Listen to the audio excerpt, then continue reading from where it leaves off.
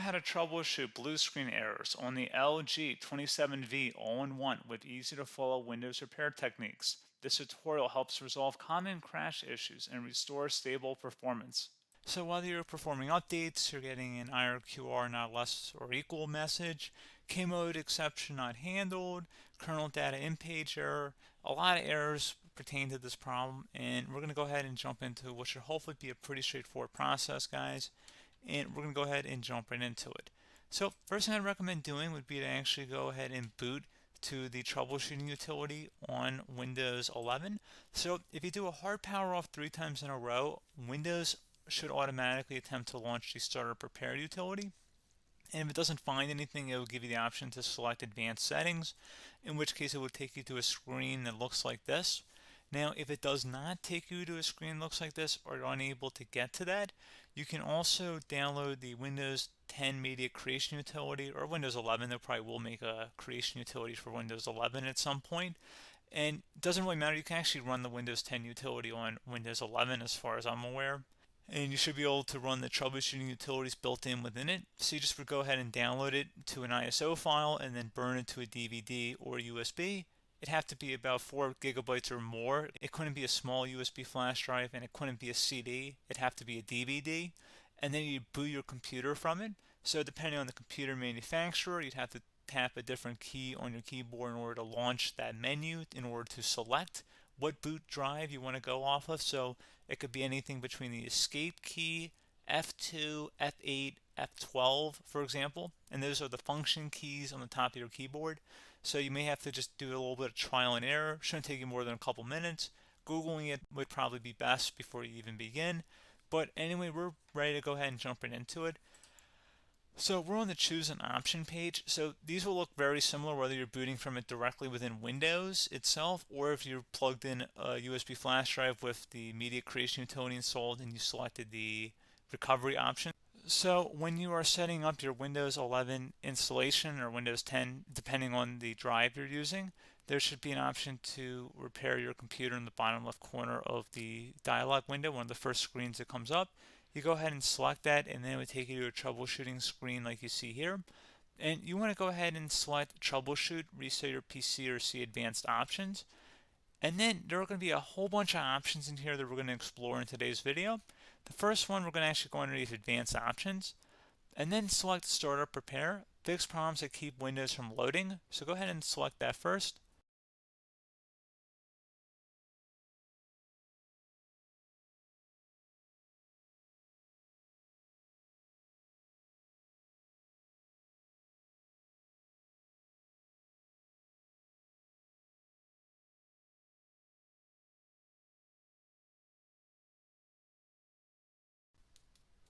Okay, so you can see it could not repair our PC.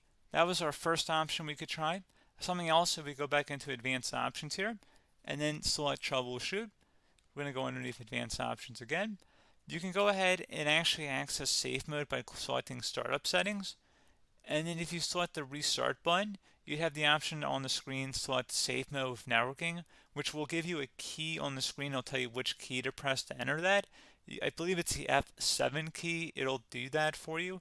I'm not going to go over that in today's tutorial because I don't really want to go into safe mode, but you're more than welcome to attempt that by going into here and then selecting restart. Again, it'll launch another screen. It'll say what key do you want to press, and it'll give you like 7 or 8 different options, and you want to select safe mode with networking. There's also an option for a command prompt too, but that's going to be something we're going to cover later in this video, and we don't even have to go through that in order to access it. So that's why I'm not going to really push for that, because unless you know exactly what's causing the problem, you probably don't need to go into safe mode. Unless you're trying to recover files, in which case then you definitely can go into safe mode, but we're trying to actually recover our computer here. So I hope that makes sense. Something else we can also try here as well would be to uninstall updates, remove recently installed quality or feature updates from Windows. So if you go ahead and select that, you can uninstall the latest quality updates, which generally is the more day-to-day updates. Feature updates are the less regularly released ones, like the big ones. I would equate it to service packs in like Windows 7 and Windows Vista and Windows XP. So larger updates that occur once or twice a year at most. And the quality updates are more just a regular update. So probably obviously depend. It'll take longer if you're going to try and uninstall the latest feature update versus quality update, and maybe you don't need to go back that far. So just giving you guys a couple pointers with that.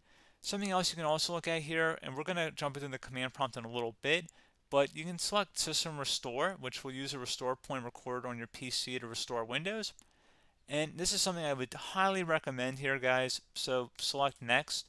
Assuming you have a restore point saved on your computer, you go ahead and select the most recently created one, and you'll select Next, and then you'll select the drive. You shouldn't actually have to select the drive. You can scan for affected programs, but we're going to keep it all default here, and then we're going to select Finish.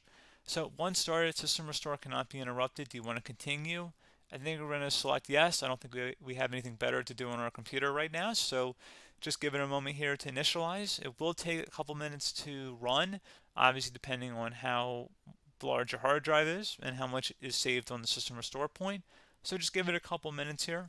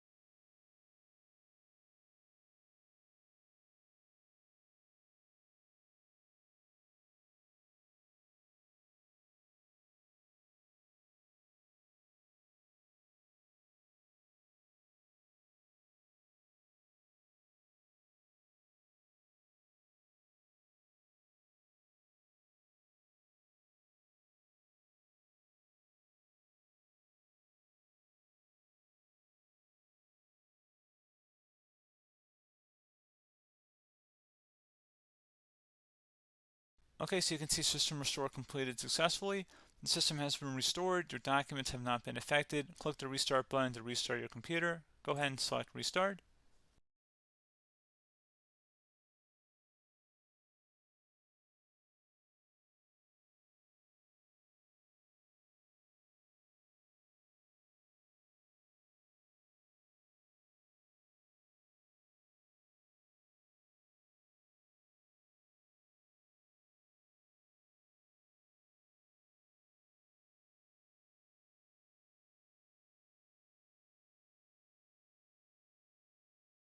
Okay, so you can see the system has been restored successfully.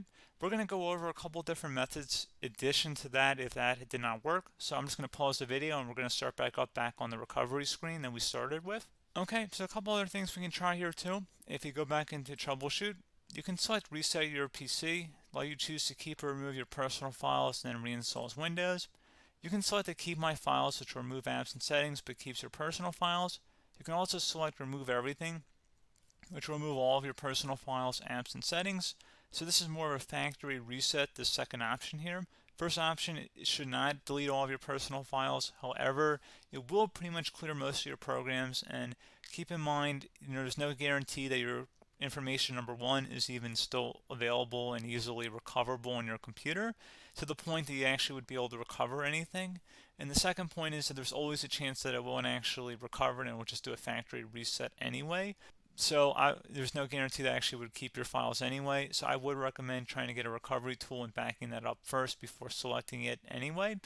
But again, those are a couple different options. And then something else you can try here, if you go back to the choose an option. Another option, if you go underneath choose an option and select troubleshoot, advanced options, and now select where it says command prompt. Okay, so the first thing we should do is type our main hard drive here. In most cases, it should be the C drive. So you just do a C colon and then hit enter on your keyboard. So once you're underneath the C drive, we're going to type in dir and then hit enter on your keyboard. It should have program files, users, and Windows all in there. That's how you know you're in the right directory.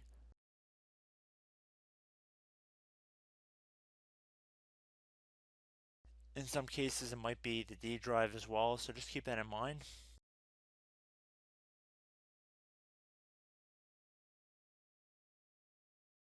Next thing we're going to do is type in cd space / Windows / system 32 / config, and then you're going to hit enter on your keyboard.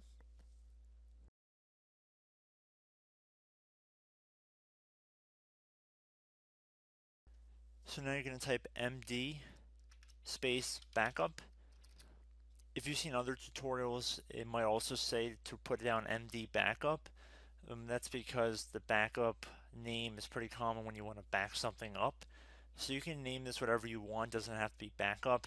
So if you've already made a backup folder in the past, you could do backup 1, for example. So once you're done setting the name you want the backup to be called, hit enter on your keyboard again.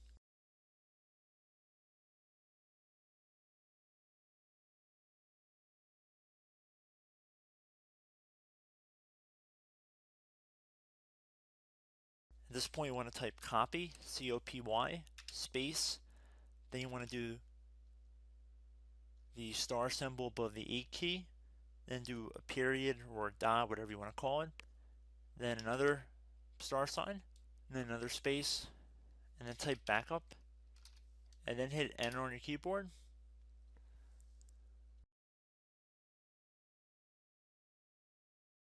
Now you want to type cd reg back, REG BACK, and then hit enter on your keyboard. So now that we are under the reg back, so now you want to type dir again, and then hit enter.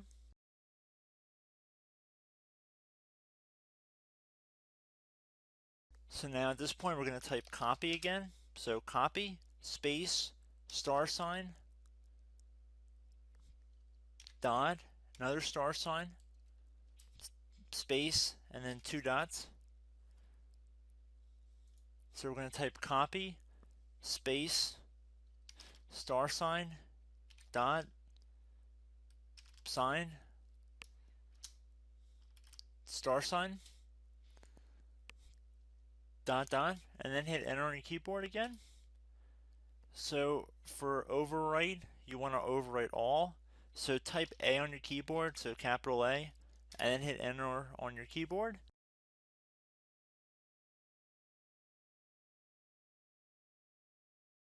So at this point, you should be good to go. You can close out of the command prompt window, and if you accidentally continue to Windows 10, you should be all set. So I hope one of these 3 or 4 different methods we went through in this tutorial helped you guys out. Again, I'm not sure if you guys heard me earlier, but try to go back into your safe mode if possible and uninstall any programs you know might be conflicting with the Windows startup if you can get into safe mode. So just keep that in mind. Something very simple like that could be blocking up everything. So again, I hope this tutorial helped you guys out, and I will catch you in the next tutorial. Goodbye.